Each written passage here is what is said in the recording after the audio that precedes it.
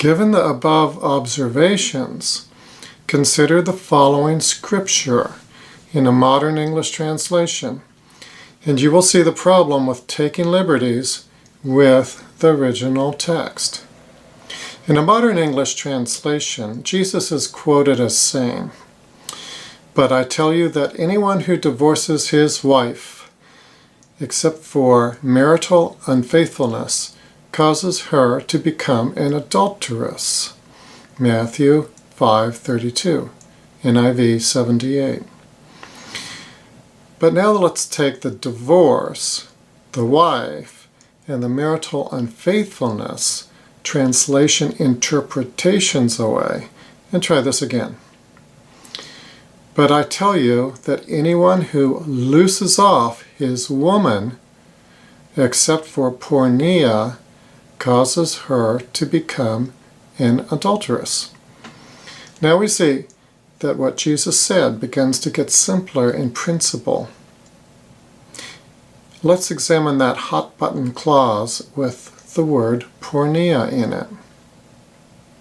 The term porneia and related words refer to sexual immorality, fornication, prostitution, and the like. We obviously get the prefix porn from that in English. Given that Jesus is addressing and speaking of the individual committing the act, or the intention of his heart, then the clause naturally refers to the one committing or intending to commit the act, not the other person. In other words, not the woman.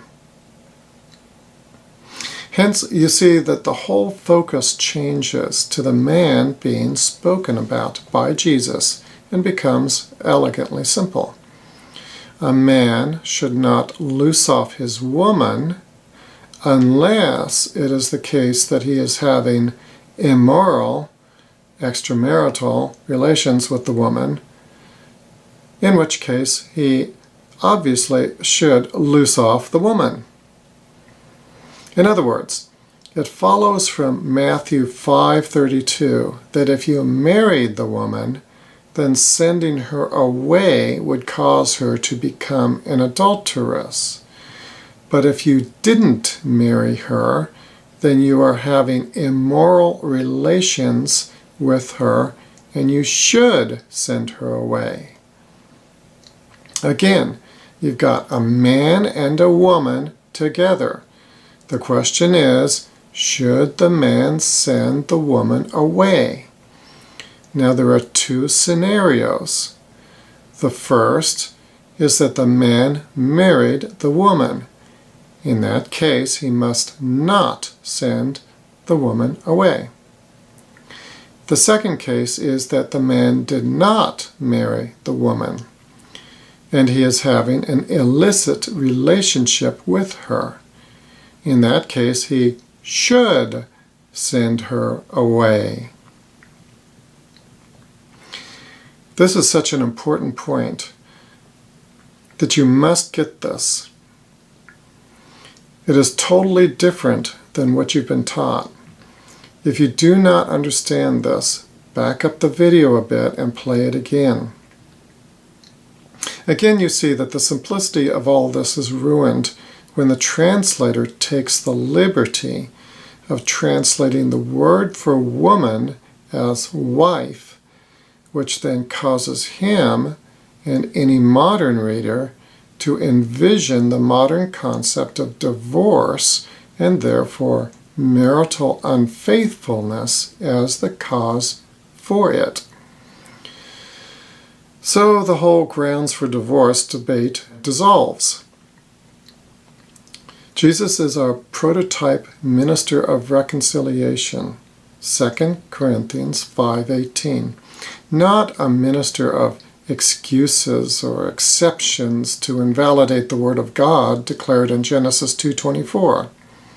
The two become one flesh, or to absolve people from the Word of God.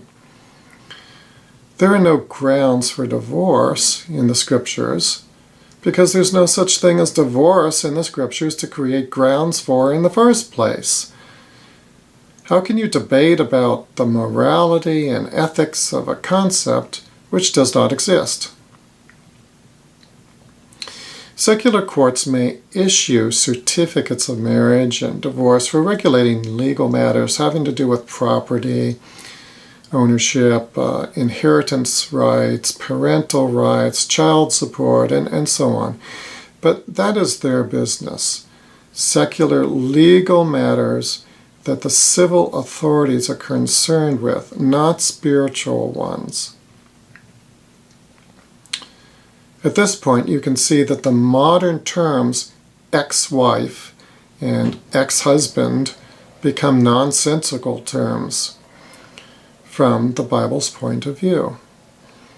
First of all, since there's no word in the Hebrew or Greek for wife or husband, the terms would have to be rendered ex-woman and ex-man, which would not work in either language.